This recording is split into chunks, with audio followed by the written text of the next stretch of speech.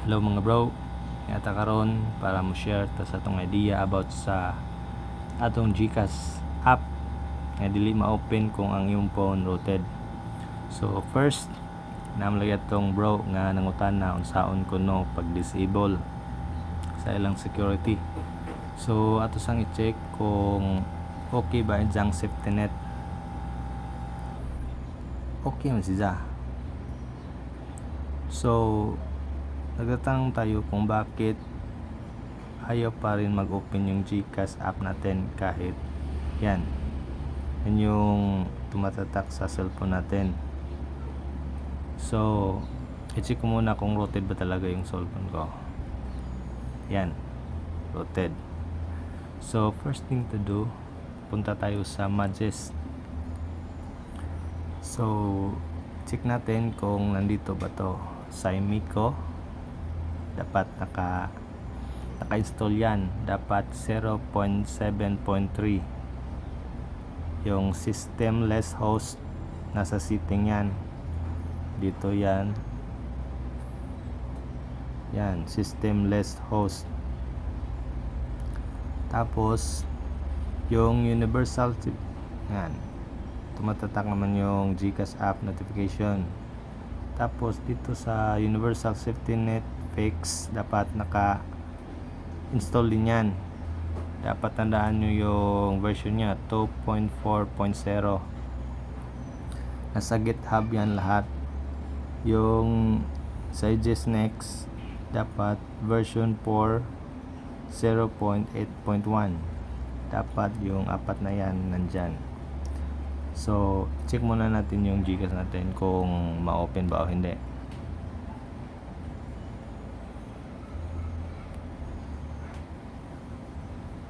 Yan yung nakalagay.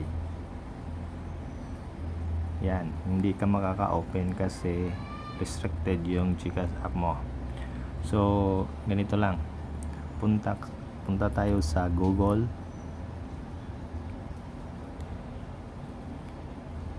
tayo, google.com. Tapos meron akong na-reserve dito. Ito lang yung ilagay nyo. Yan,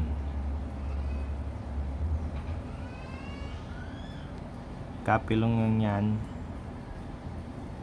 dito sa Google. Tapos ito yung first line. Dito pindutin nyo yung latest version nya. Tapos i-download nyo to, Play Integrity Fix.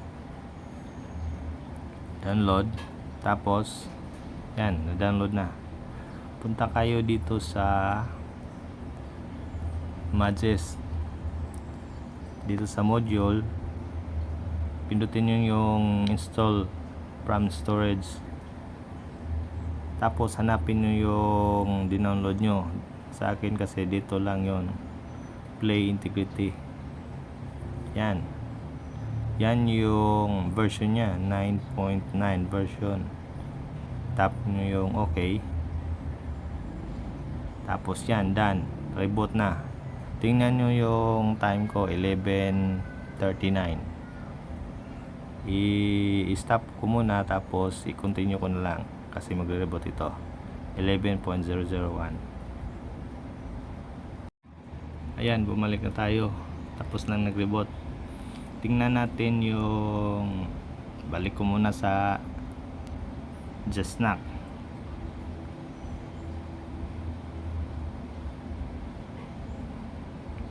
Yan, pass. Verify ko muna, balik yung root. Baka akalain nyo na hindi ako rooted. Yan. Tapos punta tayo sa Majes. Tingnan natin kung naka-download ba yung download natin. Yan, Play Integrity Fix version 9.9. Okay na.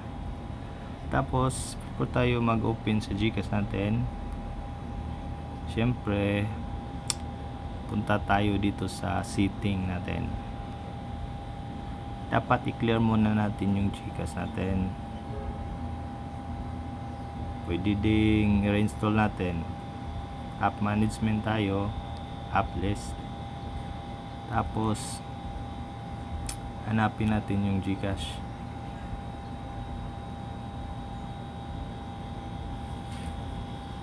Saglit lang. GCash.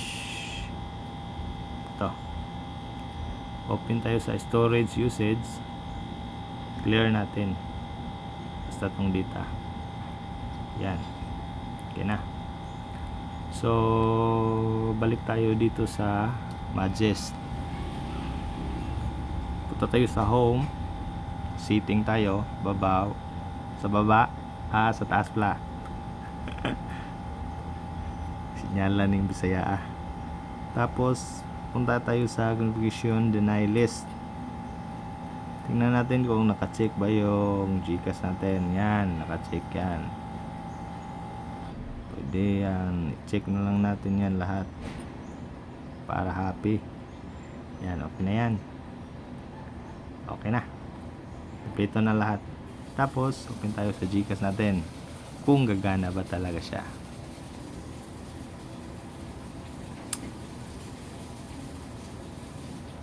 Open tayo ulit.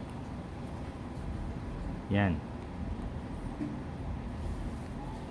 Babalik kasi yan sa dati kasi nag-clear data tayo. So, type ko yung number ko, baka gusto nyo mag-send sa akin, send nyo na lang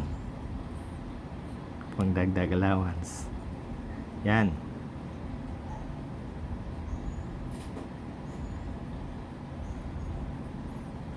Mag-verify yan yung OTP ko. Yan. Tapos open ako. Ipopost ko muna kasi bawal yung pin. Ayan na. Okay na yung GCash ko. Pag open ko yan, wala nang lalabas na yung notification ng GCash. Yan, wala nang lalabas. Diba? Wala na. Okay na lahat. Kaya solve na yung problema nyo. At paki-subscribe na lang at like sa aking channel. Salamat po.